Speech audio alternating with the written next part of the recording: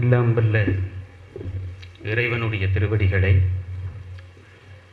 என்னுடைய மனமொழிமைகளால் வணங்கி மகிழ்கின்றேன். மேடையிலே வீற்றிருக்கின்ற துறந்தார் தம் திருவடிகளுக்கு என்னுடைய பணிவார்ந்த வணக்கங்கள். சபையிலே வீற்றிருக்கின்ற அந்தன சிவாச்சாரியர்களுக்கு என் அன்பும் பணிவும் சார்ந்த வணக்கங்கள். மேடையிலே தலைமையேற்றிருக்கின்ற சான்றோர் பெருமகனான நீதியரசர் அவர்களுடைய பாதங்களுக்கு என் அன்பு சார்ந்த வணக்கங்கள். சபையிலே இருக்கிற கற்றோர்களுக்கு, பெரியோர்களுக்கு, தாய்மார்களுக்கு, குழந்தைகளுக்கு, இளைஞர்களுக்கு எல்லோருக்கும் என் அன்பு சார்ந்த வணக்கங்களை முதல்கண் தெரிவித்து மகிழ்கின்றேன்.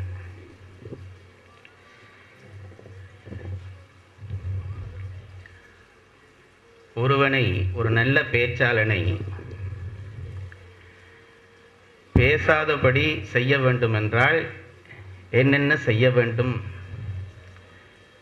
என்பதை என்னுடைய அன்பு தம்பிமார்கள் இன்றைக்கு எனக்கு செய்திருக்கிறார்கள். ஒரு துறவியினுடைய வாயிலே இருந்தும், இந்த நாடு மதிக்கின்ற நீதியரசருடைய வாயிலே இருந்தும் என்னை பற்றி 4 நல்ல வார்த்தைகள் கிடைத்திருக்கிறது என்பது என் வாழ்க்கையிலே கிடைத்த பேறு என்று கருதி அவர்களுக்கு என் நன்றியை சொல்லிக்கொள்ள கடமைப்படுகிறேன். இன்றைக்கு ராமாயண தொடரிலே முதல் நாள் உரை. ஆகவே இன்றைய உரையிலே நிறைவு இருக்கும் என்று யாரும் எதிர்பார்க்கக்கூடாது. இதெல்லாம் முன்னெச்சரிக்கையாக நான் சொல்லி வைக்க விரும்புபவை. ஏனென்றால் மிகப்பெரிய ஞானிகளுக்கும் ஏதாவது ஒன்றை தொடக்குகிற பொழுது தொடக்குகிற சங்கடம் என்பது இருந்திருக்கிறது. இதை என்னை நான் காப்பாற்றிக் கொள்வதற்காக சொல்கிற ஒன்று. சைவ இலக்கியங்களுக்குள்ளேயே தலையாய இலக்கியம் என்று கருதப்படுகிற சேக்கிழாருடைய பெரிய புராணத்தை பாடும்படி அனபாய சோழன் சேக்கிழாரை கேட்டுக்கொள்கிறான். பெரிய முதலமைச்சர், இத்தனை பெரிய காவியத்தை தமிழுலகத்திற்கு தந்தவர். பெரிய புராணத்தை பாடுங்கள் என்று அந்த அரசன் கேட்டவுடனே அவராலே அதை உடனே தொடங்கி பாட முடியவில்லை என்று நம்முடைய வரலாறு சொல்கிறது.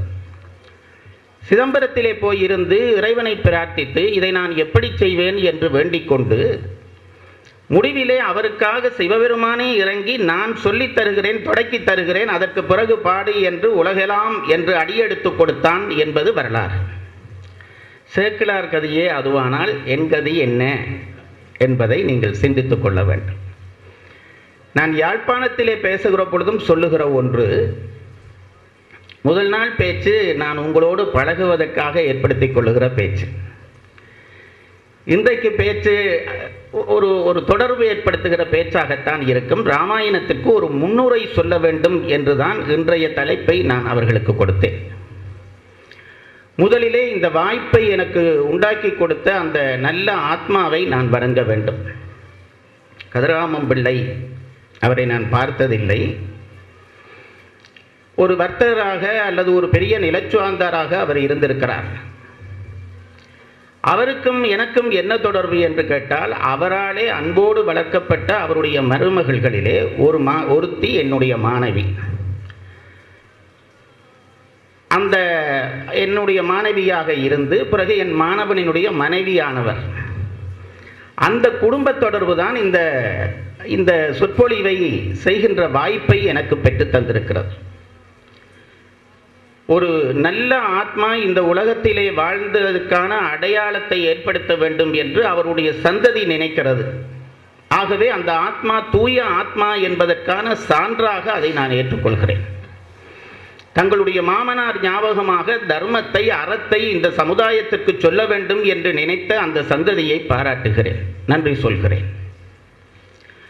ராமாயணத்தை எந்த இடத்திலே இருந்து தொடங்குவது, எப்படி தொடங்குவது என்பது பற்றி சில விஷயங்களை நான் சிந்தித்தேன். அவர்கள் தலைப்பு கேட்ட பொழுது நான் அவர்களுக்கு சொன்னேன், முதல் நாள் ராமாயணம் பேச வேண்டாம்.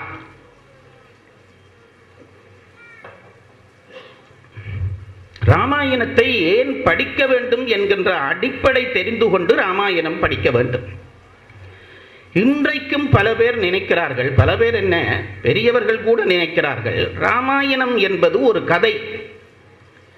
எப்படிப்பட்ட கதை? பொழுதுபோக்குவதற்காக இப்போ நாங்கள் சினிமாக்கள் பார்க்கிறோம், நாடகங்கள் பார்க்கிறோம், அல்லது கதைகள் வாசிக்கிறோம். இப்படி ஏதோ கம்பன் என்ற ஒரு எழுத்தாளன் எழுதிய கதை என்கின்ற எண்ணம் தான் இன்றைக்கும் பலருடைய மனதிலே பதிந்திருக்கிறது. அது தவறு. அப்படி ஒரு வெறும் கதையாக ராமாயண கதை இருந்திருந்தால் அது ஒரு கொஞ்ச நாளிலே வாழ்ந்து அழிந்து போயிருக்கும். இவ்வளவு காலம் கடந்து, கிட்டத்தட்ட வரலாற்றாசிரியருடைய அந்த ஆராய்ச்சியை அடிப்படையாக வைத்துக் கொண்டு சொல்லுகிறேன். அதில் பல கருத்துகள் இருக்கிறது என்றாலும் நான் சொல்லுகிற ஒரு உண்மை, 1000 வருஷம் ஒரு காவியம் நின்று இருக்கிறது. அது ஒன்றே போதும் அந்த காவியத்தினுடைய பெருமைக்கு சான்று. எத்தனையோ எழுத்தாளர்கள் முகங்கள் எனக்கு முன்னாலே தெரிகிறபடியால் சொல்லுகிறேன். எவ்வளவு கஷ்டப்பட்டு எழுதி நாங்கள் அதை அழகாக திட்டமிட்டு அச்சு போட்டு அதற்கு நல்ல வெளியீட்டு விழா தமிழ்ச்சங்கத்திலே வைத்து தக்கவர்களை பேச வைத்து இப்படியெல்லாம் அந்த நூல் நிற்க வேண்டும் என்று நாங்கள் தயார் பண்ணினாலும் கூட அந்த நூல் 10 ஆண்டிலே அந்த நூலை காணவில்லை. பிறகு நாங்கள் எங்கள் பிள்ளைகள் அல்லது பேர பிள்ளைகள் எங்கள் தாத்தா இப்படி ஒரு புத்தகம் எழுதினார் என்று சொன்னாலே தவிர சமுதாயத்திலே அந்த நூல் பற்றிய ஒரு அடையாளம் இல்லாமல் போய்விடுகிறது. என்ன காரணம்? ஆனால் கம்பன் செய்த காவியம் 1000 ஆண்டுகளுக்கு பிறகும் கடந்து வந்திருக்கிறது. இவ்வளவு காலத்தை கடந்து வந்திருக்கிறது. அதில் இருந்து நமக்கு என்ன தெரிகிறது என்றால், இயற்கை அந்த காவியத்தை பாதுகாக்க நினைக்கிறது. இயற்கை பாதுகாக்காத ஒன்றை வேறு எந்த மனிதனாலும் பாதுகாக்க முடியாது. இயற்கை பாதுகாக்க நினைக்கிற ஒன்றை எவ்வளவு கெட்டிக்காரர்கள் சேர்ந்தாலும் அழிக்க முடியாது. அப்படியானால் கம்பகாவியத்திற்கு ஏதோ நாம் நினைக்கிறதாகிய அந்த கதை என்ற எல்லைக்கு அப்பாலே ஒரு பெருமை இருந்தாக வேண்டும். இதுதான் நான் சொல்ல நினைக்கிற முதல் விஷயம். பல பேர் நினைக்கிறார்கள், கம்பன் என்றால் ஏதோ இந்த கொஞ்சம் பேர் சேர்ந்து பட்டிமன்றம் நடத்தி வழக்காடு நடத்தி கம்பனை காப்பாற்றி கொண்டிருப்பதாக பல பேர் நினைக்கிறார்கள். அது தவறு. அப்படி செய்துகிறவர்களை கம்பன் காப்பாற்றி கொண்டிருக்கிறான். கம்பன் பெயரை சொன்னவனுடைய பெயர் நிலைக்கிறது என்றால் அது இவன் பெருமை அல்ல, கம்பன் பெருமை. இப்படி கம்பகாவியம் நிலைப்பதற்கு, காலம் கடந்து நின்றதற்கு காரணம் ஏதாவது இருக்க வேண்டும். நான் கோயிலில் ராமாயணம் சொல்வது போல இங்கே சொல்ல வேண்டும் என்று நினைக்கவில்லை. ஏனென்றால் கற்றவர்கள் நிறைந்திருக்கக்கூடிய சபை. சில சிந்தனைகளையாவது விதைக்காமல் காவியத்துக்குள்ளே போக எனக்கு விருப்பமில்லை. ராமகாதைக்குள்ளே நாளைக்குத்தான் போக போகிறேன்.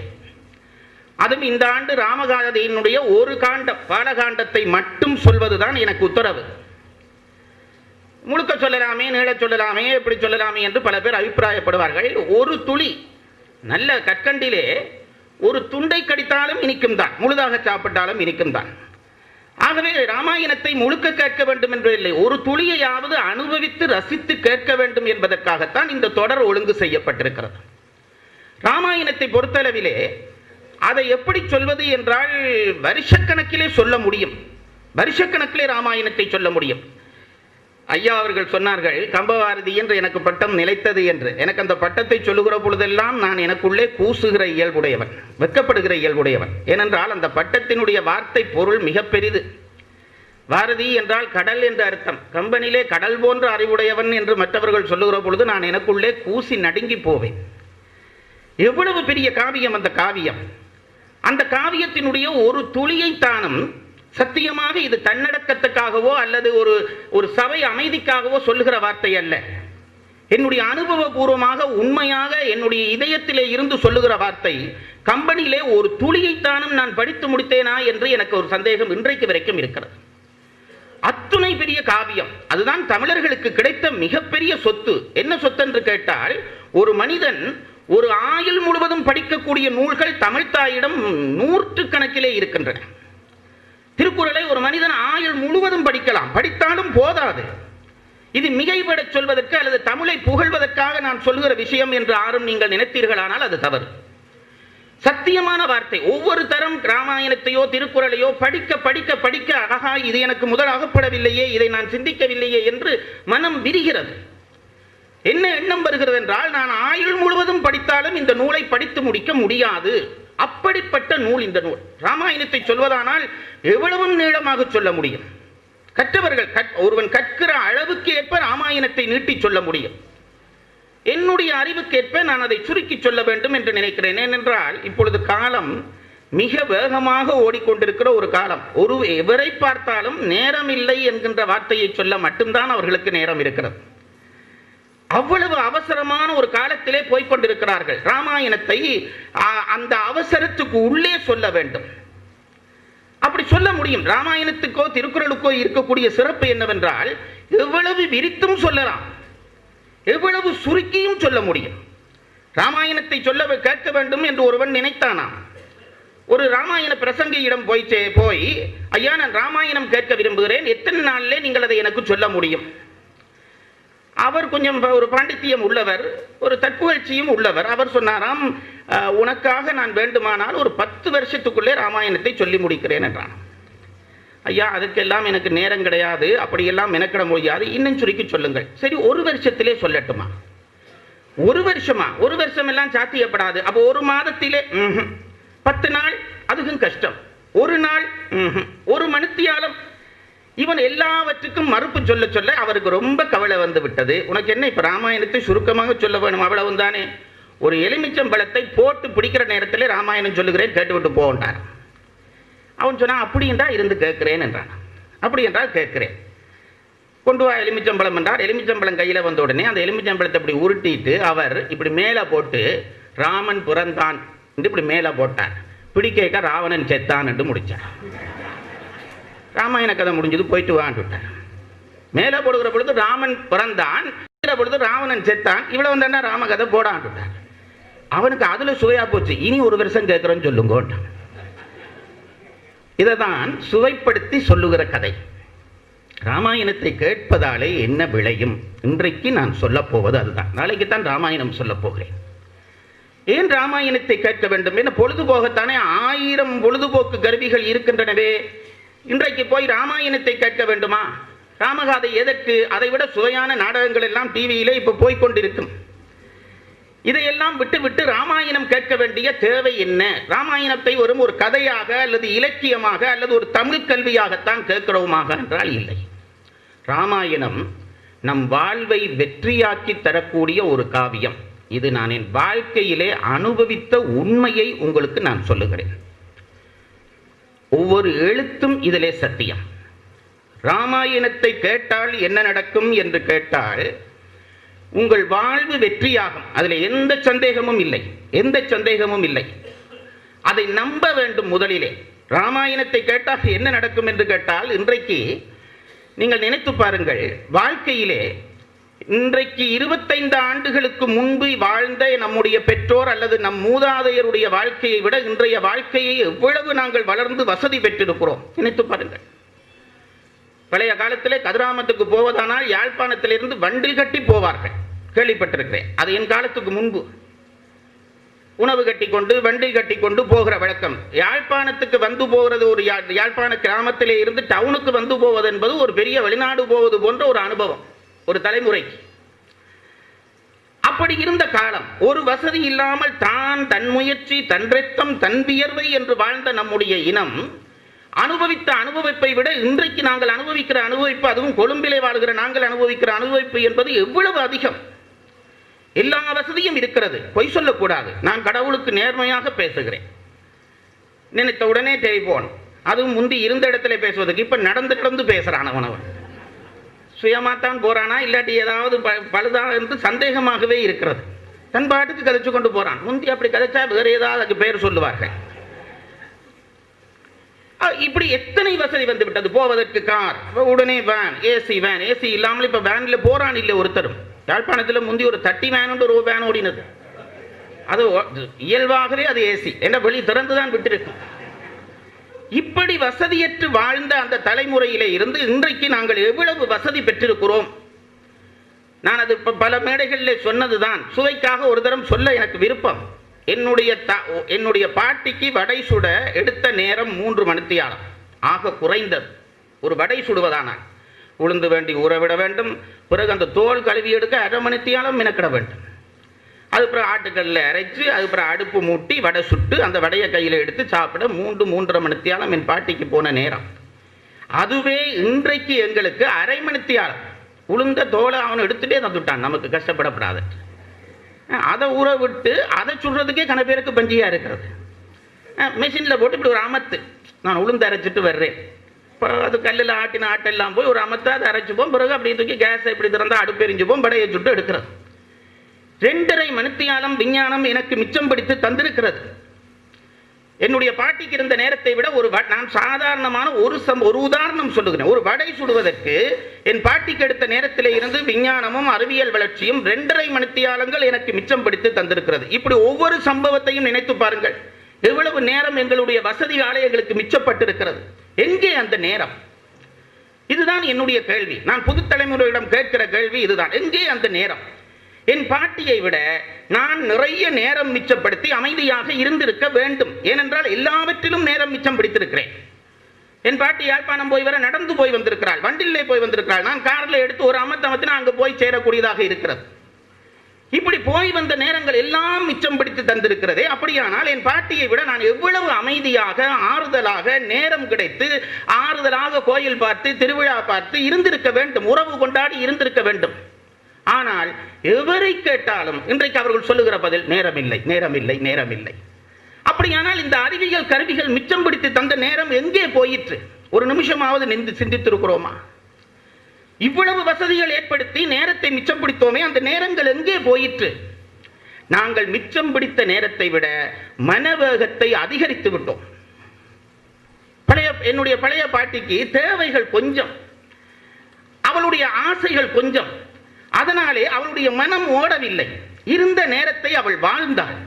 இன்றைக்கு ஆசை ஆசை, வேகம் வேகம், அறிவு அறிவு அறிவு என்று மனதை குதிரை வேகத்திலே ஓட பண்ணிவிட்டு அந்த குதிரை வேகத்துக்கு நிகராக நாங்கள் எங்களுடைய உடம்பை அசைக்க முடியாமல் இன்றைக்கு நேரமின்றி போய் தவித்துக் கொண்டிருக்கிறோம். அதனாலே இன்றைக்கு நாங்கள் வாழ்கிற வாழ்க்கை என்பது ஒரு பொய்யான வாழ்க்கை என்பதை முதலிலே நீங்கள் தெரிந்து கொள்ள வேண்டும். எத்தனை பேரிடம் அமைதி இருக்கிறது? எவனை கேட்டாலும் டயபெட்டிஸ், எவனை கேட்டாலும் பிரஷர். நான் என்னையும் சேர்த்து தான் சொல்றேன். எவனை கேட்டாலும் பிரஷர், எவரை கேட்டாலும் மன வெறுப்பு, பதட்டம், டென்ஷன். ஏன்? என்ன ஆயிற்று? என்ன ஆயிற்று என்று கேட்டால் ஆசைகளை அதிகரித்து விட்டோம். மனதை நிறுத்த தெரியவில்லை. மனம் ஓடத் தொடங்கிவிட்டது. மனம் ஓடத் தொடங்கினால் பிறகு நேரம் என்பது இல்லைதான். நேரம் என்பது இல்லைதான். மனம் ஓடுகிறவனுக்கு வாழ்க்கை என்பதே இல்லை. நம் தமிழிலே ஒரு சிறப்பு பண்ணி இருக்கிறார்கள். அதை நன்றாக நினைத்து நீங்கள் பார்க்க வேண்டும். இறந்த காலம், நிகழ்காலம், வருங்காலம், முக்காலமாக பிரித்து வைத்திருக்கிறார்கள். ரொம்ப நுட்பமாக தமிழ் படித்த புலவர்கள் சொன்னார்கள், உண்மையிலே நிகழ்காலம் என்பது சாதாரண மனிதர்களுக்கு இல்லை என்று விட்டார்கள்.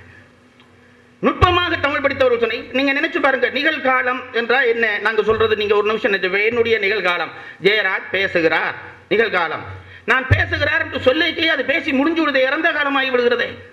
அப்ப இனி பேசுவார், அது வருங்காலம் அல்லவா? நான் சாப்பிடுகிறேன் என்று சொல்லுகிற பொழுது வாய்க்குள்ள வைக்கிறேன் அல்லவா சாப்பாடு, அது இறந்த காலமாகி விடுகிறது. வைக்க போவது இனி வருங்காலம். நிகழ்காலம் எனக்கு இல்லை. எவன் மனதை ஒரு இடத்திலே நிறுத்துகிறானோ அவனுக்கு மட்டும்தான் நிகழ்காலம் வரும். அதனாலே தான் ஞானியர்களுக்கு மட்டும்தான் நிகழ்கால அனுபவம் உண்டு என்று தமிழ் சொல்லியது. என்றால் அவனாலே தான் மனதை நிறுத்த முடியும். மனதும் இந்த நேரம் என்ற ஒரு தத்துவம் இருக்கிறது பாருங்கள், அது மனதோடு தொடர்பு பெற்ற தத்துவம். மனதோடு தொடர்புபட்ட தத்துவம். மனதுக்கும் நேரத்துக்கும் மிக முக்கியமான தொடர்பு இருக்கிறது. சேக்கலார் சொல்லுகிறார், நான் ஆச்சரியப்பட்டிருக்கிறேன், அந்த மனுஷனுக்கு இது கூட விளங்கி இருக்கிறது என்று. சேக்கலார் சொன்னார், சுந்தரமூர்த்தி நாயனாரும் அவருடைய துணைவியாரும் ஒன்றாக இருக்கிறார்கள். சேக்கலார் அதுக்கு சொல்லுகிறார், அவர்கள் ஒன்றாக சேர்ந்து சந்தோஷமாக அவர்கள் இருந்த நேரம், அது அந்த நேரம் மணித்தியாலங்கள் நிமிஷங்கள் போல் போயிற்றாம். பிரிந்து ஒரு வினாடி ஊடலிலே இருந்தார்களாம், நிமிஷங்கள் மணித்தியாலங்கள் போல் போயிற்று என்று சேக்கலார் எழுதுகிறார். இங்க பாருங்க, மனம் ஒன்றினால் வருஷம் நிமிஷம், மனம் ஒன்றாவிட்டால் நிமிஷம் வருஷம். அது எப்பவும் இயற்கை. நான் சொல்லுறேன், சில வகுப்பிலே சில ஆசிரியர்கள் பாடம் நடத்துவார்கள், தொடங்கினது தான் தெரியும், பெல் அடிச்சோன்னா அட பாடம் முடிஞ்சுதான்னு நினைப்போம். ஏன்? மனம் ஒன்றி விட்டபடியால் மனம் நின்று விட்டது, நேரம் போனது தெரியவில்லை. மனம் ஓடத் தொடங்கினால் நேரம் போவது, மனம் நிற்காவிட்டால் நேரம் ஐயோ போவதில்லையே போவதில்லை, இந்த மனுஷன் இந்த நேரம் அறுக்குதே, என்ன எவ்வளவு நேரம் பேசி முடிக்க போகுதோ என்று ஒரு பயம் உண்டாகும். இன்னும் நான் இளைஞர்களுக்கு சொல்வதுண்டு, அவன் நேரம் போகுது போகுதுன்னு சொன்னா பாருங்க, காதலியோட போய் கடற்கரையில் ஒரு 5 நிமிஷம் இருந்து பார், 5 மணித்தியாலம் இருந்தாலும் 5 நிமிஷம் மாதிரி இருக்கும். ஏனென்றால் இதெல்லாம் உனக்கு எப்படி தெரியும்னு கேட்கப்படாது. சிவனேச செல்வன் என்ன ஒரு சந்தேகமாக பார்க்குறார், அதுக்காக சொன்னேன். இது வேற ஜட்ஜ் ஐயா வேற இல்லை ஒரு தொடக்கம் பண்ணி வச்சிருக்கிறார், அதை பற்றி பிறகு சொல்கிறேன். இப்போ அந்த 5 நிமிஷம் போல மனம் போவதற்கு காரணம் என்னவென்று கேட்டால் அவனுடைய மனம் அங்கே பதிந்து விடுகிறது, ஒரு இடத்திலே பதிந்து விடுகிறது. வாழ்க்கையினுடைய அனுபவம் என்பது நீ எதையாவது அனுபவிக்கிறாயா, அனுபவிக்கிற பொழுது அந்த அனுபவிக்கிற பொருளிலே நீ கலந்து போ. படுக்கிற பொழுது எழும்ப வேணும் என்று நினைச்சு கொண்டு படுக்கிறான், எழும்பின உடனே ஓட வேணும் என்று நினைச்சு கொண்டு எழும்புறான், ஓடுகிற பொழுது சாப்பிட வேணும் என்று நினைச்சு கொண்டு ஓடுறான், சாப்பிடுற பொழுது அடுத்த வேலை பார்க்க வேண்டும். எந்த வேலையிலும் மனதை பதிப்பது என்பது இன்றைக்கு இல்லாமல் போய்விட்டது. ஒன்று செய்கிற பொழுது மற்றொன்றிலே மனம் நிற்கிறது. அதனாலே எந்த செயலிலும் இன்றைக்கு அனுபவம் இல்லை. அனுபவம் இல்லாத ஒரு இனம் திருப்திப்படாது, அதை நான் சத்தியமாக சொல்லுகிறேன். சாப்பிடுகிறாயா, அந்த நிமிஷம் எல்லாவற்றையும் மறந்து போ. சாப்பிட உட்கார்ந்து விட்டா எல்லாவற்றையும் மறந்து போ. அங்க ஆபீஸுக்கு போகணும், அவன் பாப்பான், மேனேஜர் பேசுவான், எம்டி பேசுவார், எல்லாம் மறை. இப்பொழுதைக்கு சாப்பாடும் நானும் தான். ஆளை பார்த்தாலே தெரியுது. எனக்கு என்னன்னா நீங்க என்னென்ன நினைக்கிறீங்கன்னு டக்குன்னு உள்ளுக்கு வருது.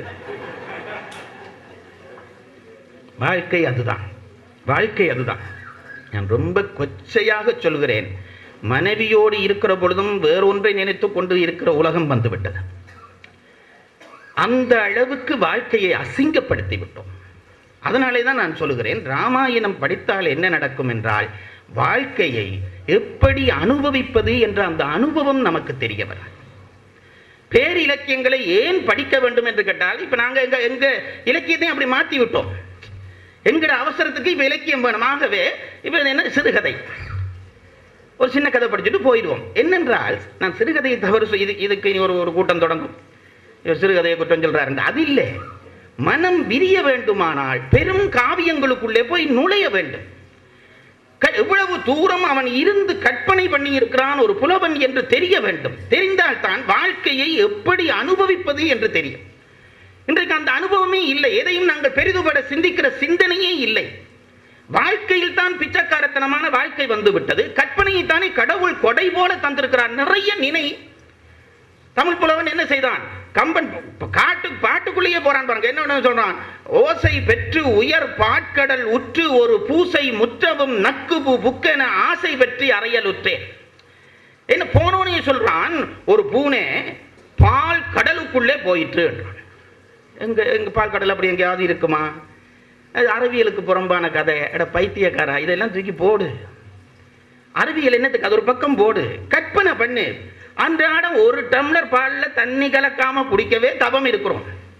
நாங்கள் அங்கால திரும்புறதுக்குள்ள அம்மா ஒரு டம்ளர் தண்ணியும் கழுவி பேக்க கழுவினாலும் ஊற்றிடுது. அப்போதானே அது ஒரு பக்கெட்டில் 4 கோப்பை போடலாம். இந்த சின்னத்தனமான வாழ்க்கை வாழ்கிற நமக்கு பால் கடல் என்ற உடனே அந்த உள்ளம் அப்படியே விரிகிறது. ஆகா, பால் கடலா, கடலளவு பாலா, அதுக்குள்ளே ஒரு பூனையா என்கிற பொழுது அந்த மன கற்பனை விரிவிருக்கிறதே, அது அற்புதம். மனம் விரிந்தால்தான் அவன் மனிதன். நீ 1000 கார் வைத்து ஓடு, 1000 கோடி ரூபாயை வங்கியிலே இடு, நீ மனிதன் இல்லை. மனம் சுருங்கி போய் கிடக்கிறதே. பிச்சைக்காரனான பணக்காரனும் இருக்கிறான், பணக்காரனான பிச்சைக்காரனும் இருக்கிறான். 1 கோடி ரூபாய் வைத்துக் கொண்டு அதற்கு அடுத்த 50,000 தேடுகிறவன் இருக்கிறானே, அவன் பிச்சைக்காரன். 1 ரூபாய் வைத்துக் கொண்டு அடா எனக்கு 75% போதுமே, 25% யாருக்காவது கொடுக்கலாமே என்று நினைத்தால் அவன் பணக்காரன். இந்த விரிவு தான் பாருங்க, செல்வம் என்பது சிந்தையின் விரிவு. அந்த செல்வத்தை நாங்கள் தேட வேண்டுமானால் ராமகாவியத்துக்குள்ளே போயே ஆக வேண்டும். இது ஒரு செய்தி. இரண்டாவது, இன்றைக்கு எல்லாரிடமும் இருக்கிற ஒரு கேள்வி, நிம்மதி இல்லை, நிம்மதி இல்லை. எல்லாரும் நீங்க எவரையும் கேளுங்கள், சும்மா ரோட்ல போறவனை கூப்பிட்டு எப்படி இருக்கிறீங்கன்னு கேட்டா ஏதோ இருக்கிறோம்ன்றான். இவளுக்கு நல்ல வசதி, 5 விரலையும் மோதிரம் போட்டு தான் இருக்கிறான். சங்கிலி வடக்காது கணக்கில் சங்கிலி இருக்குது, ஏதோ இருக்கிறேன் என்கிறான். என்ன பிரச்சனை, என்ன பிரச்சனை என்று கேட்டால் தர்மம் இல்லாமல் போய்விட்டது. இன்றைக்கு இது தனி மனித வாழ்க்கையிலே நான் சொல்லவில்லை, சமுதாயத்திலே சொல்லவில்லை, உலகத்திலே சொல்கிறேன். இன்றைக்கு எல்லா உலகமும் பதட்டத்தினுடைய விளிம்பிலே இருக்கிறது. நாங்கள் நினைக்கிறோம் அமெரிக்கா பெரிய வல்லரசாகி இருக்கிறது, அவர்கள் பெரிய சந்தோஷமாக இருக்கிறார் என்றால் அவர்கள் அஞ்சியபடியே தான் வாழ்கிறார். உலகத்திலே யாருக்கும் நிம்மதி இல்லை. எல்லா தலைவர்களும் பதட்டமாக இருக்கிறார்கள். நம் நாட்டை பற்றி சொல்லவே வேண்டாம், சொல்லி நான் காணாம போவான்.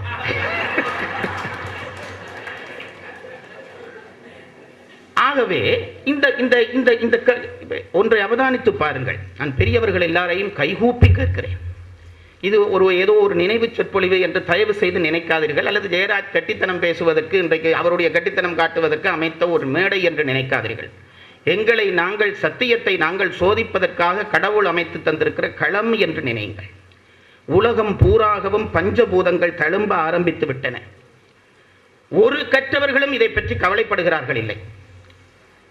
என்ன செய்கிறார்கள் என்றால், பாதிப்புகளுக்கு பிரதிபலிப்பு செய்வது அல்லது பாதிப்புகளை நீக்குவதுதான் அறம் என்று பல பேர் இன்றைக்கு நினைத்து, சுனாமி வந்து அடித்து விட்டதா, ஏழைகளுக்கு துணி கொடு, உடனே அவன் தண்ட பழஞ்சேட்டு எல்லாம் கொடுத்து அனுப்புறான். அதாவது கொடுக்கிறான், அது சந்தோஷம். அதுல எடுக்கிறவனும் இருக்கிறான், அது வேற கதை.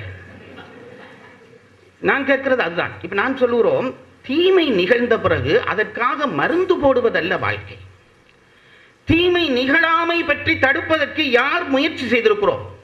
எங்கு பார்த்தாலும் பூகம்பம், எரிமலை கொட்டுகிறது, காட்டுத்தீ எரிகிறது, வெள்ளமும் புயலும் மழையும் வந்து அழிக்கிறது. ஒரு உள்ளுணர்ச்சி வேண்டாமா? இயற்கை கொந்தளிக்கிறது என்பது அந்த உண்மையை கூட இன்றைக்கு உலகம் புரியவில்லையே. இதை தடுப்பதற்கும் இதை அறிவிப்பதற்கும் கருவிகள் கண்டுபிடித்துக் கொண்டிருக்கிறார்கள். சுனாமி வர்றதை அறிவிச்சுட்டா தப்பிடலாம் என்று நினைக்கிறான். எதுவரைக்கும் தப்புவோம்? ஏன் இந்த இயற்கை கொந்தளிக்கிறது என்பதை பற்றி நம் மூதாதையர்கள் நிறைய சிந்தித்திருக்கிறார்கள். திருவள்ளுவன் பொருட்பால் சொல்லுகிறான், அறத்துப்பால் இல்லை. பொருட்பால் சொல்லுகிற பொழுது திருவள்ளுவன் ஒரு அரசன் நிர்வாகம் சொல்லுகிறான். அரசவையிலே அவன் சொல்லுகிறான், உயர்ந்த மந்திரியர்களையும் அந்தணர்களையும் வைத்திருக்க வேண்டும் என்கிறான். அந்தனர் என்றோன்னா நீங்க நினைக்கப்படாது பூசை பண்றதுக்கு வச்சது என்று. அதல்ல, அந்தனர் என்போர் அந்த பழைய காலத்திலே அந்தணர்கள் என்று சமுதாயத்தினுடைய அதி உயர் அறிவாளிகள், உள்ளுணர்வு மிக்க அதி உயர் அறிவாளிகள். அவர்களை சபையிலே வைத்தது ஏன் என்பதற்கு பரிமேலழகர் உரை எழுதுகிறார். ஏன் என்று கேட்டால், நல்ல அடையாளங்கள் தீய சகுனங்கள் நல்ல சகுனங்கள் தீய அடையாளங்கள் வருகிற பொழுது இதால் இன்னது விளையப் போவதென்று இனம் கண்டு சொல்லி அவற்றை நீக்குவதற்கு, அரசனுக்கு புத்தி சொல்வதற்கு அந்த சபையிலே அப்படிப்பட்டவர்கள் இருக்க வேண்டும். இப்ப பஞ்சபூதங்கள் கலங்குகிறது என்றால் இதை நீக்குவதற்கு என்ன செய்யலாம் என்பது பற்றி சிந்திக்க வேண்டும். யாரும் சிந்திப்பதில்லை. ஏன் இந்த உலகத்தின் கலக்கம் என்று கேட்டால், ஒவ்வொரு நாளும், இன்னும் சொல்ல போனால் ஒவ்வொரு மணியும், இன்னும் சொல்ல போனால் ஒவ்வொரு நிமிஷமும், ஒவ்வொரு வினாடியும் அறத்தை விட்டு நாங்கள் வழுவிக்கொண்டே இருக்கிறோம். அறத்தை விட்டு வழுவிக்கொண்டே இருக்கிறோம். அறத்தை விட்டு வழுவினவனுக்கு ஒரு காலம் நிம்மதி வராது. அதை மறந்து போகாதீர்கள். நம்முடைய தமிழர்களாகிய நாங்கள் செய்திருக்கக்கூடிய ஒரு பெரிய பேறு என்னவென்று கேட்டால், நான் திரும்ப திரும்ப பல இடங்களிலே சொல்லுகிற ஒன்று, அறநூல்களை இலக்கியமாக இத்தனை அறநூல்கள் வேறு எந்த மொழிக்காரனுக்கும் கிடைத்திருக்காது. வேறு எந்த மொழிக்காரனுக்கும் கிடைத்திருக்கிறார். இந்த அறநூல்களை பிள்ளைகளுக்கு சொல்லிக் கொடுக்காதீர்கள் என்று சொல்லுகிறார்கள் ஒரு பகுதியினர். குழந்தையிலேயே அறநூல்களை சொல்லிக் கொடுக்க வேண்டும். தர்மத்தின்படி வாழாவிட்டால் தர்மம் நம்மை சுட்டு தள்ளிவிடும். அதை மறந்து போகாதீர்கள். ஒழுக்கம் என்றால் என்ன? இது இன்றைக்கு ஒழுக்கம் என்பது தேவையில்லை என்று ஆகிவிட்டது. அது நான் ரொம்ப கவலைப்படுகிற விஷயம். உயர் கல்விக்கு போகிற மாணவர்களை பார்த்து ஆசிரியர் சொல்ற, வாழ்க்கையை நல்லா என்ஜாய் பண்ணுங்கடான்றாங்க, சொல்லி அனுப்புகிறார்கள். பேராதனைக்கு போறீங்களா, அது நல்ல கிளைமேட், நல்ல சூழல், நல்லா அனுபவிங்க வாழ்க்கை என்றான். அதுக்கு பின்னால அதுக்கு இருக்கிற அர்த்தம் எனக்கு விளங்கும். முஸ்பாதி பண்ணு என்றதுதான் எனக்கு அர்த்தம். இதுதான் கல்வி சொல்லிக் கொடுக்கிற ஒழுக்கமா? ஒழுக்கம் இல்லாதவனுடைய வாழ்க்கையிலே நிம்மதி என்பது கடைசி வரைக்கும் வராது. அதை நீங்கள் நம்பியே ஆக வேண்டும். ஒழுக்கம் என்றால் என்ன என்று கேட்டால், அதை ரொம்ப நுட்பமா பல பேர் சொல்லிவிட்டு போயிருக்கிறார்கள். ஒழுக்கம் என்றால் என்ன? ஒழுக்கம் என்றால் என்ன? அறம் என்றால் என்ன? இன்றைக்கு எனக்குடைய தலைப்பு அதுதான். அறம் வெல்லும் பாவம் தோற்கும், இதுதான் தலைப்பு. அறம் என்றால் என்ன? அதற்கும் கம்பனுக்கும் உள்ள தொடர்பு என்ன? இதை சொல்லி என் பேச்சை முடிக்கலாம் என்று நினைக்கிறேன். அறம் என்றால் என்ன? நீங்கள் கற்றவர்கள் இருக்கிற சபை, அறம் என்றால் என்ன? ஒரு நிமிஷம் நீங்கள் நினைத்து பதில் சொல்லி பாருங்கள் உங்களுக்குள்ளே, எனக்கு சொல்ல வேண்டாம். பல பேர் அறம் என்றால் என்ன என்றோடனே திருக்குறள், நாலடியார் என்று இந்த புத்தகங்களை சொல்லுவோம். ஏன்னா அதுதானே அறத்தை சொல்லி இருக்கிறபடியால் அறம் என்றால் திருவள்ளுவர் சொன்ன திருக்குறள் தான் அறம் என்போம். அப்ப நான் கேட்கிறது உண்டு அப்படி சொல்லுகிறவர்களுக்கு, அப்ப திருவள்ளுவருக்கு முன்னுக்கு அறம் இல்லையா? திருவள்ளுவர் அறநூலை செய்தது ஒரு குறிப்பிட்ட காலத்திலே, அவருக்கு முன்னாலே அறங்கள் கிடையாதா? என்று கேட்டால் அதற்கு முன்னுக்கும் அறம் இருந்திருக்க வேண்டும். அப்ப திருவள்ளுவர் செய்த வேலை என்ன? அறத்தை இனம் கண்டு சொன்னதுதான் திருவள்ளுவர். அறத்துக்கு திருவள்ளுவர் சொந்தம் கொண்டாட முடியாது, அது இயற்கை. இப்ப பாருங்க, நான் சின்ன வயசுல இருக்கிற பொழுது ஒரு நாள் மழை நேரம், நான் அந்த மலைக்குள்ளே போய் விளையாட வேண்டும் என்று எனக்கு ஆசை. அப்படி போக தலைப்படுகிறேன், என் தாய் தடுக்கிறாள். சரி, இப்போ மலைக்குள்ள போகாத. நான் போக போறேன்னு நான் பிடிவாதம் பிடிக்கிறேன். அம்மா சொல்றாள் போகாத, மலைக்குள்ள நினைஞ்சா காய்ச்சல் வரும். அம்மா சொல்றாள். நான் அதை கேட்க இல்லை. அம்மாவை மீறிட்டு அம்மாவுக்கு தெரியாம ரகசியமா போய் மலையில நனைஞ்சுட்டேன். அடுத்த நாள் காய்ச்சல் வந்து விட்டது. இப்ப நான் கேட்கிற கேள்வி, இந்த காய்ச்சல் நான் எதனாலே வந்தது? அம்மா சொன்னாவே மலையில நினைஞ்சா காய்ச்சல் வரும் என்று அம்மா சொன்னாவே, அப்ப அம்மா சொன்னதாலதான் மழை வந்த எனக்கு காய்ச்சல் வந்ததா? அம்மா சொல்லாட்டியும் காய்ச்சல் வந்துதான் இருக்கும். ஏனென்றால் மலையிலே நனைந்தால் காய்ச்சல் வரும் என்பது இயற்கை விதி. இதை தன் அனுபவத்திலே கண்டிருந்த அம்மா எனக்கு சொன்னதுதான் அம்மாட வேலையை தவிர அம்மா சொன்னதால காய்ச்சல் வரையில்லை. அம்மா சொன்னதால காய்ச்சல் வரையில்லை, அது இயற்கை, வந்தே ஆகும். அதை அனுபவித்திருந்த அம்மா எனக்கு சொன்னாள். அதுபோலத்தான் திருவள்ளுவர் சொன்ன அறங்கள் இருக்கிறதே, அவர் அனுபவத்தை கொண்டு சொன்னது, அது ஏற்கனவே இருக்கிறது. ஐயா, ஒழுக்கம் அல்லது அறம் என்றால் என்ன என்று கேட்டால் ரொம்ப சுருக்கமாக பதில் சொல்ல வேண்டுமானால் இயற்கை தான் ஒழுக்கம். அதை நன்றாக தெரிந்து கொள்ளுங்கள். ஒவ்வொன்றுக்கும் ஒரு இயற்கை இருக்கிறது. அந்த இயற்கையோடு பொருந்தி நாங்கள் வாழ வேண்டும். இன்றைக்கு நம்முடைய வாழ்க்கை என்ன ஆயிற்று என்றால் ஒவ்வொன்றும் இயற்கையை மறுக்கிறோம். ஒரு நிமிஷம் நினைத்து பாருங்கள், ஒவ்வொன்றும் இயற்கையை மறுக்கிறோம். கடவுள் நமக்கு இயற்கையிலேயே நமக்கு போதனை வைத்திருக்கிறார், வாழ்வு வைத்திருக்கிறார். பாருங்க, மாலை பொழுதாகிவிட்டது, இருட்டு. கடவுள் என்ன சொல்றார்? போய் ரெஸ்ட் எடுறான்ற. இருட்டு தானாக வருகிறது. இருட்டு வந்தோன்னு என்ன அர்த்தம்? கடவுள் சொல்கிறார், சரி பகல்ல உனக்கு நல்லா கண் தெரிஞ்சது, எல்லாம் தெரிஞ்சது, பார்த்து ஓடி தெரிஞ்ச, வேலை செய்த, சரி இருட்டு வந்துட்டுதா, போய் படுத்து ரெஸ்ட் எடு. உன்னுடைய உடம்புக்கு இவ்வளவு நேரம் ரெஸ்ட் தேவை, அமைதி தேவை. வெளிச்சம் வருகிறது, சரி நேரத்துக்கு எழும்பி அந்த வெளிச்சத்திலே உன் வேலைகளை எல்லாம் பார். இன்றைக்கு நாங்க என்ன செய்கிறோம்?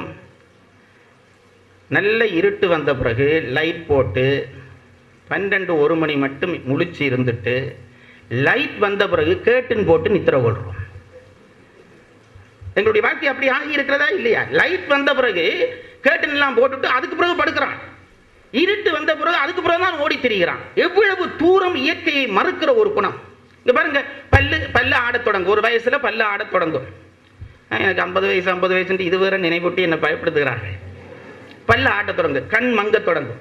இயற்கை. அப்ப என்ன அர்த்தம்? கடவுள் சொல்கிறார், இனி நீ ஓய்கிற காலம் வந்துவிட்டது, பார்க்கிறது இனி போதும், குறைச்சுக்கொள். சப்புறது போதும், குறைச்சுக்கொள். இது இயற்கை. இயற்கை நமக்கு அறிய தருகிறது. கடவுளை போல ஒரு அற்புதம் பண்ணினவன் யாராவது இருப்பானா? ஒவ்வொன்றையும் அறிய தருகிறான். இயற்கை அறிய தருகிறதுக்கு பாருங்க, வயிற்றுல பசி, சாப்பாடு, பசி, நேரம் வந்து விட்டது, பசிச்சு காட்டுதே. கடவுள் அது யாராவது ஒருத்தர் எனக்கு வந்து சொல்லுறார்களா, இப்போ உனக்கு பசிச்சு விட்டது சாப்பிடு, பசிச்சு காட்டும். அதுபோல கடவுள் ஒவ்வொன்றையும் அறிவிக்கிறார். நாங்கள் என்ன செய்கிறோம்? அதை மறுக்கிறோம். பல்ல ஆடி விழ தொடங்கிட்டா என்ன அர்த்தம்? அது உடம்பு சொல்லுது, இனி உனக்கு சாப்பாட்டை குறை. நாங்க புதுசா பல்லு கட்டி புழுக்கொடிகள் கடிச்சா தான் எங்களுக்கு நிம்மதி. எத்தனை நாளைக்கு செமிக்கும்? அதுக்கு உள்ளாத நோயெல்லாம் வந்த பிறகு டாக்டருக்கு காசு கொடுப்போம். இதுதானே நம்ம ஒவ்வொன்றும். கண் பார்வை குறைந்து விட்டது, அதுக்கு பிறகு கண்ணாடி போட்டு பார்க்கிறான், அவன் என்ன சீலை கொடுத்திருக்கிறான். போதும் என்று கடவுள் அறிவிக்கிறாரே, அது கூடவா உனக்கு புரியவில்லை? இயற்கையோடு நீ ஒன்றினால் உன் வாழ்வு இன்பமயமாக ஆகும். இயற்கையை மறுக்க வழிக்கிட்டால் இயற்கை உன்னை அழிக்கும். இதுதான் தர்மம். இதை தயவு செய்து புரிந்து கொள்ளுங்கள். வாழ்க்கையை ஒவ்வொருவரும் இயற்கையோடு கொஞ்சமாவது பொருந்தி வாழ வேண்டும் என்று நினையுங்கள். ஒவ்வொரு நிமிஷத்தையும் இயற்கையை மீற வேண்டும் என்று நினைத்து அழிவினுடைய விளிம்பு வரை நாங்கள் வந்துவிட்டோம். நான் விளையாட்டாக சொல்வது, விஞ்ஞானத்தை வளர்ச்சி என்று ஒரு பெரிய மயக்கத்துக்குள்ளே நம் உலகம் அகப்பட்டு போய் கிடக்கிறது. வளர்ச்சியா? என்னுடைய சுதந்திரத்தை மீறி என்னுடைய விஞ்ஞானம் என்பது என் ஒழுக்கத்தை பாதிக்கிறது.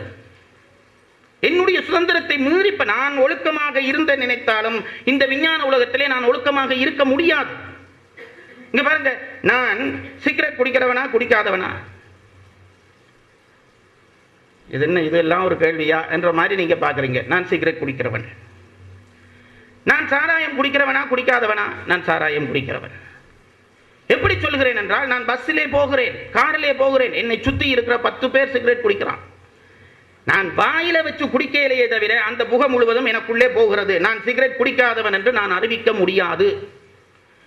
நான் குடிக்கிற மருந்திலே இருமல் டோனிக்கா அல்லது நான் குடிக்கிற இந்த இந்த பானங்கள் வருகிறதே, பானங்களிலே போத்திலேயே அடிச்சிருக்கிறான் இத்தனை வீதம் ஆல்கஹால் அடிச்சிருக்கிறான். எல்லா போத்திலும் அடிச்சிருக்கிறான் இத்தனை வீதம் ஆல்கஹால். அதை குடிச்சு கொண்டுதான் நான் வாழ்கிறேன். நான் சாராயம் குடிக்காதவன் என்று சொல்ல எனக்கு உரிமை இல்லை. ஏன்? நான் நினைக்கிறேனோ நினைக்கலையோ என்னை மீறி விஞ்ஞானம் என்னுடைய தனி வாழ்க்கை ஒழுக்கத்தை பாதித்துக் கொண்டே இருக்கிறது. இப்படி எல்லாவற்றுக்கும் சொல்லலாம். நாகரிகங்கிறதையும் நேரங்கிறதையும் விட்டுவிடுகிறேன். நம்முடைய ஒழுக்கம் என்பது நம் கையிலே இல்லை. ஒழுக்கத்தை மீறிவிட்டு, ஒழுக்கத்தை உடைத்துவிட்டு நிம்மதியை எதிர்பார்த்தால் நீ உன்னை ஏமாற்றுகிறாய் என்ற அர்த்தம். ஒழுக்கத்தை மீறுகிறவனுக்கு நிம்மதி வராது. நான் எப்பொழுதும் சொல்லுகிறேன் பாருங்கள், தர்ம எல்லைக்குள்ளே நடக்கிறவனுக்கு வாழ்க்கை நிம்மதிதான். சில பேர் என்னை கேட்பார்கள், அப்படின்னா அவர் லஞ்சம் வாங்கினாரே, இவர் வாங்கினாரே, அவர் அவங்க நல்ல வீடு கட்டி வச்சிருக்காரு. அவர் வீடு கட்டினதுதான் உனக்கு தெரியும். அவர் நிம்மதியாக இருக்கிறான் என்று உனக்கு தெரியுமா? நிம்மதி என்பது வீட்டிலேயும் காரிலேயும் மெத்தையிலேயும் ஏசியிலேயும் இருக்கிறது என்று நினைத்தால் நீங்கள் பாவங்கள், ஏமாந்து போனீர்கள் என்று அர்த்தம். அத்தனையும் போய் அதற்குள்ளே இருந்து கொண்டு பெரிய மாளிகை கட்டி பெரிய மாபிள் போட்டு பெரிய மெத்தை போட்டு ஏசி போட்டு அதுல ஏறி படுத்து நித்திரை இல்லாம கிடக்கிறவர்களே எனக்கு தெரியும். சும்மா துண்டை இப்படி உதறி போட்டு கிடக்கிறானையா ஆண்டு குரட்டை விடுறான். ஏன்? அவன் மனதிலே நிம்மதி வந்து விட்டது. உன் மனதிலே நிம்மதி இல்லை. ஆகவே நிம்மதி இல்லை வேண்டும் என்று கண்டால் ஒழுக்க கட்டுப்பாட்டுக்குள்ளே வாழுங்கள். ஒரு காலத்திலே அந்தணர்கள் கடல் தாண்டி போகக்கூடாது என்று சட்டமே வச்சுட்டார்கள். அது இப்ப நாம சொல்லப்படாது என்றால் போக வேண்டி வந்துட்டது, போக வேண்டி இருக்கிறது. ஏன் என்று கேட்டால், நீ உன் இடம் விட்டு விலகினாலே ஒழுக்கம் தவற வேண்டி வரும். ஒழுக்கம் என்ற ஒண்ணே பல பேர் நினைப்பீர்கள். ஒழுக்கம் என்பது ஒரு காரியத்தை தொடர்ந்து செய்வது, இதுதான் ஒழுக்கம். காலையிலே 2 துண்டு பான் தான் சாப்பிடுவேன் என்று ஒரு நியதி வைத்திருக்கிறாயா? 2 துண்டு பானை நீ நெடுக சாப்பிட்டால் ஒழுக்கமானவன். சில பேர் ஒரு நாளைக்கு ஒரு ராத்தல் தின்னுவான், ஒரு நாளைக்கு ஒரு துண்டு தின்னுவான்.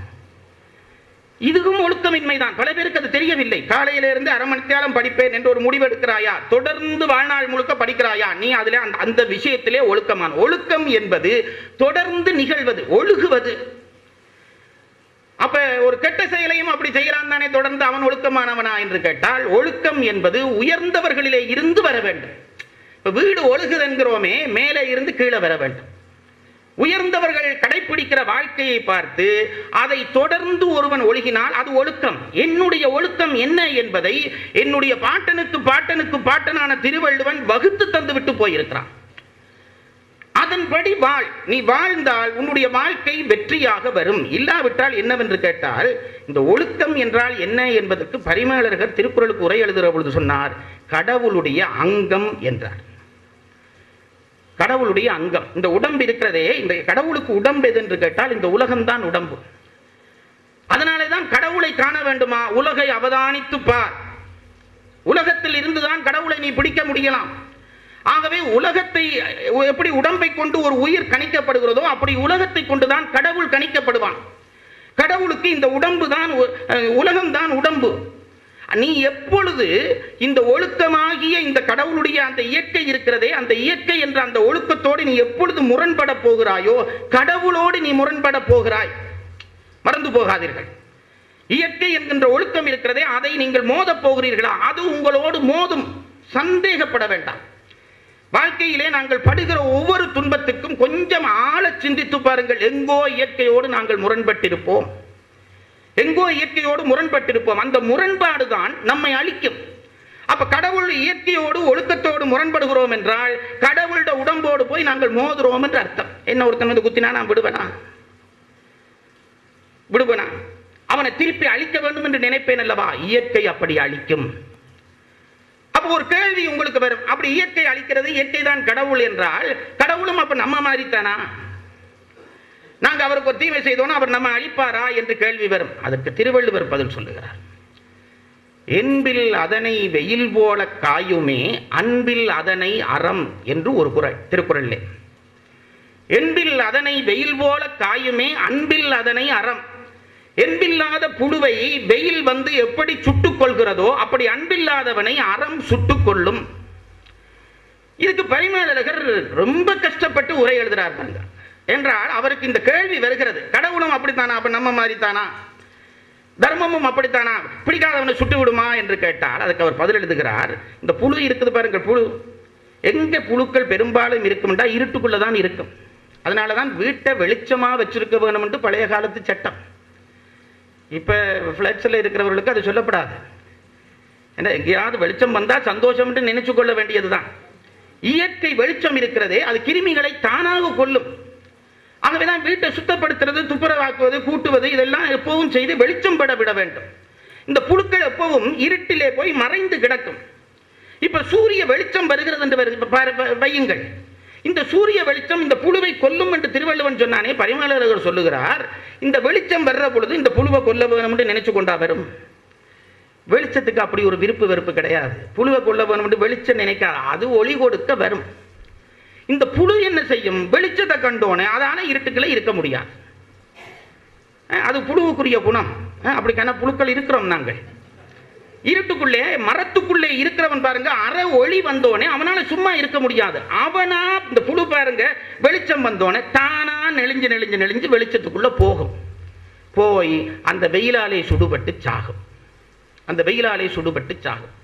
வெளிச்சம் போய் இந்த புழுவை கொல்ல வேணும் என்று தேடி போறது இல்லை, அது தன்பாட்டுக்கு வர்றது போல வரும். இந்த புழு இருக்க முடியாம இந்த வெளிச்சம் வந்துட்டு அதற்கா பாப்ப முடியும், இப்படி இப்படி கிட்டடியில போய் அந்த வெளிச்சத்தில் இருக்கிற சூடு அந்த புழுவை சுட்டோன செத்துப்போம். இது போலத்தான் மரத்தின் வழி நிற்கிறவர்கள் அறத்தை கண்டவுடனே வலிய போய் கொழுவுவார்கள். வலிய போய் கொழுவுவார்கள், கொழுவி தாங்களே இறப்பார்கள். இதுதான் சத்தியம். என்ன பொறுத்தவரை ராமன் இருந்திருக்க வேண்டிய அவசியம் இல்லை, இந்த கதை இருந்தால் போதும். வரலாற்றிலே அப்படி ஒரு மனிதனை தேட வேண்டாம். அவன் இலக்கியத்திலே நமக்கு எத்தனை செய்தியை அவன் சொல்லிவிட்டு போகிறான். எங்கேயோ இருந்த ராமன் காட்டுக்கு சும்மா போனவன், அது குடும்ப பிரச்சனை காட்டுக்கு போனவன். பாருங்க, இந்த புழு அங்க இலங்கையில இருந்த புழு, அதால இருக்க முடியல. ஏதோ ஒரு விதத்துல ஒரு புழு இன்னொரு புழுவை தட்டி விட்டு அது இங்க இருந்து போய் அந்த புழுவுக்கு சொல்லி அந்த புழு இந்த மனிதனால கொல்லப்பட்டது. இதுதான் இயற்கை. அறம் இருக்கிற பொழுது மரம் உள்ளவன் வலிய போய் தேடி தேடி அதோடு மோதி அழிவான். மறந்து போய்விடாதீர்கள். இப்ப பரிமளருக்கு இன்னொரு சந்தேகம் வருகிறது. இந்த புழு போய் அப்படி கொல்லுதே, அந்த சாகுதே, இப்ப கொன்றது எது? நாங்கள் நினைக்கிறோம் வெயில் பட்டு புழு செத்து விட்டது என்று பொதுப்பட சொல்லி விடுகிறோம். வெயிலுக்கு ரெண்டு குணம் இருக்கிறது. வெயிலுக்கு ஒளி ஒரு குணம், சூடு ஒரு குணம். ஒத்துக்கொள்றீங்க தானே?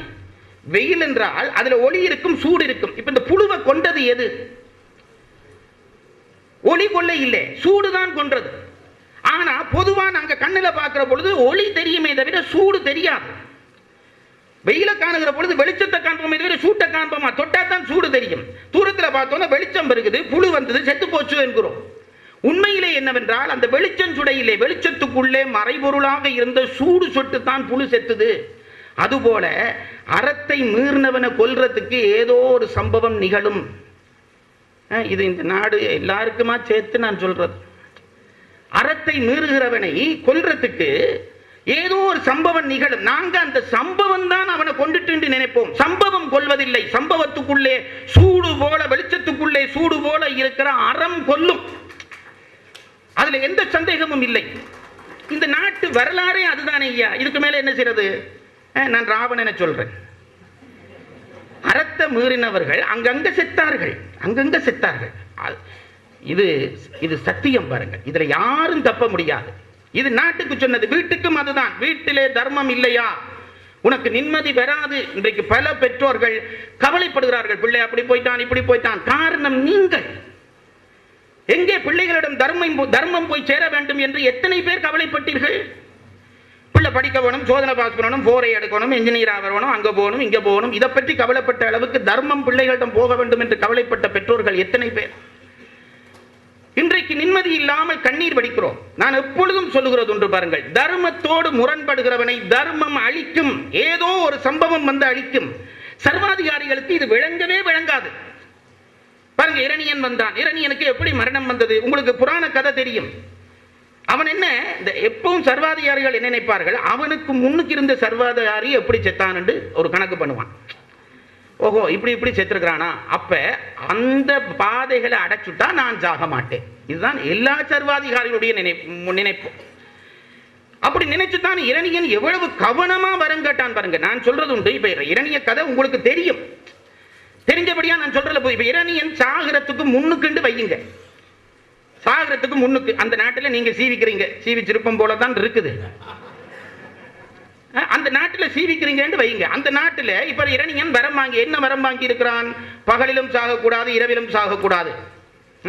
நேரம் பற்றி ஒருத்தரும் சரியா 8 மணிக்கு முடிப்பேன், பகலிலும் சாகப்படாது, இரவிலும் சாகக்கூடாது, வீட்டுக்குள்ளேயும் சாகக்கூடாது, வெளியிலேயும் சாகக்கூடாது, மனிதனாலும் சாகக்கூடாது, மிருகத்தாலும் சாகக்கூடாது, ஆகாயத்திலும் சாகக்கூடாது, நிலத்திலும் சாகக்கூடாது. இப்படி எத்தனை வரம்?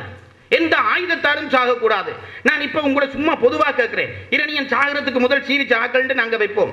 இந்த வரம் இரணியன் பெற்று வந்தான் என்று கேள்விப்பட்ட உடனே நாங்கள் என்ன நினைப்போம்? அப்ப இரணியனை கொல்ல முடியாது, மனுஷனும் சாக முடியாது, மிருகமும் சாக முடியாது, வீட்டுக்குள்ளையும் சாகப்படாது, வெளியிலையும் சாகப்படாது, மேலையும் சாகப்படாது, கீழையும் சாகப்படாது, அப்படின்னா அவன் சாக மாட்டான். இப்படித்தானே நாங்க நினைப்போம். அப்படித்தான் இரணியனும் நினைத்தான். என்று அவன் பார்த்தான், அவனுக்கு முன்னுக்கு வாழ்ந்த சர்வாதிகாரிகள் இப்படித்தான் வாழ்ந்திருக்கிறார்கள். ஒன்று உள்ளுக்கு செத்துருக்கான் அல்லது வெளியில செத்துருக்கான். நான் பொதுவாக அந்த காலத்து கதை சொல்றேன், நீங்க என்ன ஒரு விதமா பார்த்து என்ன பழுதாக்கி போடாதீங்க. ஒன்று வீட்டுக்குள்ள செத்துருக்கிறான், அல்லது வெளியில செத்துருக்கிறான், அல்லது மேலே செத்துருக்கிறான், அல்லது கீழே செத்துருக்கிறான். இதுதானே மரணம். ஆரோ அல்லது ஒரு மிருகத்தாலே செத்திருப்பான், அல்லது மனிதனாலே செத்திருப்பான். இது இவ்வளவற்றாலும் சாக முடியாது என்று வரம் வாங்கி வந்து விட்டான். இரணியன் மட்டுமல்ல, இரணியன் காலத்திலே வாழ்ந்த அத்தனை பேரும் நினைத்திருப்பார்கள் இரணியன் சாக மாட்டான். இப்படித்தான் ஒவ்வொரு சர்வாதிகாரியும் நினைக்கிறார்கள். என்ன ஆயிற்று?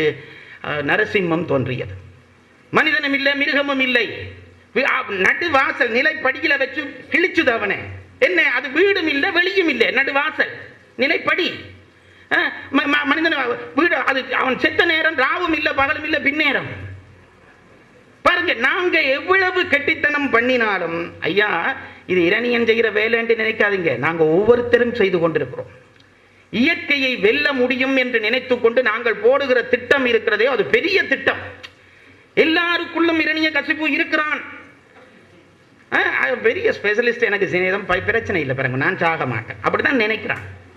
ஏன்னா அந்த டாக்டர் எனக்கு பழக்கம், அவர் உடனே எனக்கு போனோன்னு ஸ்கேன் எல்லாம் எடுத்து விட்டு, ஸ்கேன் எடுக்க செத்தவன் எத்தனை பேர் இருக்கிறான், அவனுக்கு விதி அதிலேயே எழுதி இருக்கும். ஆகவே நீ தப்பலாம் என்று நினையாது. இரணியகசிபு அப்படித்தான் நினைத்தான். அவனுக்கென்று ஒரு மரணம் வந்தது. அவனுக்கு பிறகு வந்த சர்வாதிகாரி என்ன நினைச்சான்? ஓஹோ இப்படியா, அப்ப அதுக்கு வேற விதமான ஒரு வரம் வேண்டும். நான் சொல்வது, இயற்கையோடு ஒன்றுவதுதான் மரணமிலா பெருவாழ்வுக்கு ஒரே ஒரு வழி. இயற்கை என்றால் என்ன என்று கேட்டால், ஒழுக்கம்தான் இயற்கை. இன்றைக்கு ஒழுக்கமே தேவையில்லை என்று ஆகிவிட்டபடியால் தான் இயற்கை கொதிக்க ஆரம்பித்திருக்கிறது. கம்பன் என்ன செய்தான் என்று கேட்டால், வள்ளுவன் என்ன செய்கிறான்? நமக்கு வரி வரியாக, நாங்கள் எவ்வளவு பெரிய ஒரு செல்வந்த இனம் என்பதை நீங்கள் நினைத்து பார்க்க வேண்டும். திருவள்ளுவன் போல ஒரு நூல் கிடைக்க நாங்கள் எத்தனை கோடி தவம் செய்திருக்கோம். வாழ்க்கையை அப்படி அணு அணுவா பிரிச்சு கொடுத்திருக்கான் பாருங்க. இப்படி வாழ், உன் வாழ்க்கைக்கு தீமை வராது. யாரும் கேட்க இல்லை, காசு வாழ்க்கையை தரும் என்பதுதானே இன்றைய முடிவு. காசு வாழ்க்கை, என்னட்ட காசு இருக்கு பாருங்க, நான் வாழுவேன், வாழ முடியுமா? அப்படி என்றால் காசு இருக்கிற அத்தனை பேரும் நிம்மதியாக அல்லவா இருக்க வேண்டும். அத்தனை பேரும் கோயிலுக்குள்ள அவன் தான் முன்னுக்கு நிற்கிறான். எந்த கோயில்ல பார்த்தாலும் காசுக்காரன் தான் முன்னுக்கு நிற்கிறான். ஏன்னா அவனுக்கு தான் நிம்மதி இன்மை அதிகம், அவனுக்கு தான் நிம்மதி இன்மை அதிகம். அது இப்ப சொல்லப்படாது. திருவள்ளுவன் சொன்னான், ஒரு சர்வாதிகாரியினுடைய நாட்டிலே, கொடுங்கோல் அரசனுடைய நாட்டிலே செல்வனாக இருப்பதை விட ஏழையாக இருப்பது தகுதி என்றான். ஒரு கொடுங்கோலனுடைய நாட்டிலே செல்வனாக இருப்பது ஏழையாக இருப்பதையும் விட தகுதி குறைவு என்றான். மறுதலையா சொல்லி காட்டுறேன். இதெல்லாம் நமக்கு விளங்குது. காசு இருந்தா நிம்மதி போயிரு, காசால நிம்மதி வாங்க முடியாது. நிம்மதிக்கு அறமும் ஒழுக்கமும் தேவை. அந்த அற ஒழுக்கத்தை வரையறை செய்து தந்தான் திருவள்ளுவன். அதை கம்பன் அப்படியே வாங்குகிறான். ஒழுக்கம் என்றால் என்னவென்று கேட்டால், நான் சொல்லுகிறது ஒன்று பாருங்க, கம்பனை படிச்சா என்ன வரும்? இந்த கேள்வி கேட்டேனே, வேறொன்றும் இல்லை. முடிவொன்று நமக்கு தெரியும். என்னவென்றால், அறத்தின்படி வாழ்ந்தால்தான் வாழ்க்கை, இல்லாவிட்டால் எந்த கெட்டிக்காரனுக்கும் தோல்விதான். இதுக்கான பேர் பிறவியெல்லாம் அனுபவிக்க போகிறார்கள், அனுபவித்துக் கொண்டிருக்கிறார்கள். முடிவு இதுதான். அனுமன் இலங்கைக்குள்ளே புகுகிறான். அது பின்னுக்கு விரிவா சொல்லுவேன். இலங்கைக்குள்ளே வந்து அனுமன் கடல் தாண்டி இலங்கைக்குள்ளே புகுகிறான். ராவணன் ஒரு பெரிய வரத்தினாலே இலங்கினி என்று ஒரு தேவதையை இலங்கைக்கு காவலா வச்சிருந்தான் பாருங்க. இலங்கினி என்று ஒரு தேவதை, அதை மீறி ஒருத்தர் அங்க உள்ள போக முடியாது. இமிகிரேஷன் ஆபீசர் அது குத்தி அனுப்பினா தான் பாஸ்போர்ட்டோட உள்ளுக்கு போகலாம். பெரிய சக்தி உள்ளவள் இலங்கினி என்ற அந்த பாத்திரத்துக்கு பெயர். கம்பன் படைக்கிறான். அனுமன் வந்து இறங்கினோனே இலங்கினி வாசல மறுச்சாள். போக முடியாது, நீ இலங்கைக்குள்ளே, நீ யார் என்று தெரியவில்லை, உன்னை விடமாட்டேன் என்று மறித்தாள். அனுமன் சொன்னான், ஒரு மாதிரி சமாளிச்சு பார்த்தான், நான் போக வேணும் என்று. அவள் விடையில்லை. கடைசியா 2 பேருக்கும் இடையில ஒரு ஒப்பந்தமாகியது. நான் உனக்கு ஒரு அடி அடிப்பேன், நீ எனக்கு ஒரு அடி அடி. பழைய காலத்திலே மக்களுக்கு பாதிப்பில்லாமல் போர் செய்ய பழகி இருக்கிறார்கள். 2 தலைவர் மேலையும் பிடிச்சு விட்டுறணும். அடிக்கிறவன் அடிச்சு முடிச்சு, வெல்றவன் வென்றுட்டு வா. அனுமனுக்கும் இலங்கினிக்கும் அப்படி ஒரு போட்டி. நீ ஒரு அடி எனக்கு அடி, நான் உனக்கு ஒரு அடி அடிக்கிறேன். யார் தோற்கிறோமோ அவர் கருத்துக்கு இடம் கொடுக்க வேண்டும். அனுமன் சரி என்றுட்டான். இலங்கினிய முதல் நீ அடி என்றான். இலங்கினி ஓங்கி விட்டது ஒரு அடி. அனுமன் நிலதழும்பி போனான். ஆனா விலை இல்லை, தப்பிட்டான். இப்ப அனுமனை பார்த்து இலங்கினி சொல்லிச்சு, நீ எனக்கு ஒரு அடி அடி என்றிச்சது. அனுமன் விட்டான் ஒரு அடி. இலங்கினி அப்படியே விழுந்தது. எழும்பி சொல்லிச்சது, எனக்கு காவலுக்கு விடைக்கையே எனக்கு அவர் சொல்லிவிட்டவர். பெரிய கொமாண்டர் பிரம்மதேவன் காவலுக்கு விடைக்கையே சொல்லிவிட்டவர். நீ என்றைக்கு அடி வாங்கி தோற்கிறாயோ அன்றைக்கு இலங்கைக்கு அழிவு வந்து விட்டது என்று அடையாளம். ஆகவே இனி நீ இலங்கைக்குள்ளே போகலாம், இலங்கை காவலை நான் முடித்துக் கொள்கிறேன் என்று இலங்கினி புறப்பட்டாள். கம்பன் படைக்கிறான். அப்படி படைக்க போகிற பொழுது ஒரு வார்த்தை சொல்லிவிட்டு போகிறான். இலங்கையை விட்டு புறப்படுகிற பொழுது இலங்கினி சொல்லிவிட்டு போகிற ஒரு வார்த்தை அனுமனுக்கு, அறம் வெல்லும் பாவம் தோற்கும். அறம் வெல்லும் பாவம் தோற்கும் என்ற வார்த்தையை அப்படியே பரிசா கொடுத்துட்ட. இனி நீ போடா. ஒன்று நிச்சயம், எந்த பெரிய கெட்டிக்காரனாக இருந்தால் என்ன, எத்தனை கல்வி உள்ளவனாக இருந்தால் என்ன, எத்தனை செல்வம் உள்ளவனாக இருந்தால் என்ன, ஒழுக்கத்தை விட்டு தவறுகிறானா அவன் தோற்பான், சந்தேகம் கிடையாது. இந்த செய்திதான் கம்பராமாயணத்தினுடைய உள்ளுரை. ஒரு காவியம் முழுவதும் நீங்க தேடி அலசி ஆராய்ச்சி எடுத்தீர்களானா கம்பன் என்ன சொல்ல வந்தான் என்றால் இந்த ஒரு வரியைத்தான் கம்பன் சொல்ல வருகிறான். அறம் வெல்லும் பாவம் தோற்கும். இதை புரிந்து கொள்ள வேண்டும். ராமாயணத்தை படிக்க படிக்க என்ன ஆகும் என்று கேட்டால், இதை நான் படிச்சு சொல்ல இல்லை, அனுபவிச்சு சொல்றேன் பாருங்க. குற்றம் இல்லாத மனிதர்கள் உலகத்திலே இல்லை, எல்லாரும் குற்றம் உள்ளவர்கள் தான். என்னுடைய குற்றம் என்ன என்பது எனக்குத்தான் தெரியும், உங்களுக்கு தெரியாது. உங்களுக்கு என் வெளிப்பூச்சு தான் தெரியும். ராமாயணத்தை படிக்க படிக்க நம்மை அறியாமல் நம் குற்றங்கள் கலரும். இது நான் அனுபவமாக சொல்லுகிற வார்த்தை. பொய்யில்லாமல் பிறந்தவர்கள் அல்ல நாங்கள். பொய்யோடு தான் பிறக்கிறோம், களவோடு தான் பிறக்கிறோம், பிழைகளோடு தான் பிறக்கிறோம். ராமாயணம் படிக்க படிக்க பிழை கலரும். ராமாயணத்தில் இல்லாத ஒரு கதை சொல்வார்கள், நான் ரசித்திருக்கிறேன். என்ன கதை என்றால், கம்பன் ராமன் சீதையை இவ்வளவோ கெஞ்சி பார்த்துட்டான். நீ என்ன சேர்க்க வேணும் சேர வேணும் என்னென்னமோ பண்ணி பார்த்தான். ரொம்ப ஊர்வசியெல்லாம் கூட்டிக் கொண்டு போகிறான். என்ன வந்து என்ன ஒருக்கா நீ என்னோட சந்தோஷமாயிரு கேட்கிறான். சீதை இப்படி ஒரு புல்லை தூக்கி போட்டு போடா என்றாள். நீ இந்த புல்லுக்கு சமன் என்றால் ராவணனுக்கு தாங்க இல்லை. என்னடா இவ்வளவு பெரிய ராசா, ஒரு சின்ன மானுட பூச்சி, இதை நான் அனுபவிக்க முடியலையே என்று இவனுக்கு கவலை. ஒரு நாள் கன்னத்தில் கை வச்சு உட்கார்ந்து இருக்கிறான். இவனுடைய மந்திரி ஒருத்தன் வந்தான், மகோதரன் என்று பெயர் என்று நினைக்கிறேன், மறந்து போச்சு. வந்தான். என்ன ராவணா, இவ்வளவு கவலையாக நீ இருந்து நான் பார்த்ததே இல்லையே, இப்படி கவலையாக இருக்கிறாயே என்று கேட்டான். என்ன நீ என்ன சொல்லுகிறாய், நான் என்ன தவம் இருந்தென்ன, எத்தனை வரங்கள் பெற்றென்ன, தேவர்களை வென்றென்ன, இந்த பெண் சீதை என்னை விரும்புகிறாள் இல்லையே, என்னுடைய ஆசை தீருகிறது இல்லையே, என்ன வாழ்க்கை நான் வாழ்கிறேன் என்று சலித்தான் ராவணன். மகோதரன் சிரித்தான். ராவணா, இதற்கா போய் நீ இவ்வளவு வருந்துகிறாய், உனக்கு ஒரு சுலபமான வழி சொல்லுகிறேன், நாளையே சீதை உனக்கு கிடைப்பாள். ராவணனுடைய 10 தலையும் சிரிச்சது. இது சும்மா என்னுடைய கற்பனை, அந்த ஆசையோடு தான் இருந்திருப்பான். 10 தலையும் சிரிச்சது. அப்படி ஒரு வழி இருக்கிறதா சொல் என்றான். என்ன செய்ய வேண்டும்? அவன் சொன்னான், ஒன்றும் இல்லை, உனக்குத்தானே மாயை நன்றாக வரும், நாளைக்கு ராமனை மாதிரி உன் உருவை மாற்றிக்கொள், சீதையிடம் போ, ராமனை வென்று விட்டேன் என்று சொல், சீதை ஓடி வந்து உன்னை கட்டி தழுவுவாள், உன் ஆசை தீர்ந்து விடும் என்றான். ராவணன் 10 தலையும் சிரிச்ச தலை இப்ப அவனை பார்த்து முறைச்சது. அட பைத்தியக்காரா, ஒத்த தலை உள்ள உனக்கே இவ்வளவு புத்தி இருக்கும்டா, 10 தலை உள்ள எனக்கு இது தெரியாதா? நான் இதை செய்ய முடியாமலா இருக்கிறேன், நான் இதை எப்போவோ நினைத்து செய்தும் பாது விட்டேன், அதுவும் வெற்றி தரவில்லை என்றான்.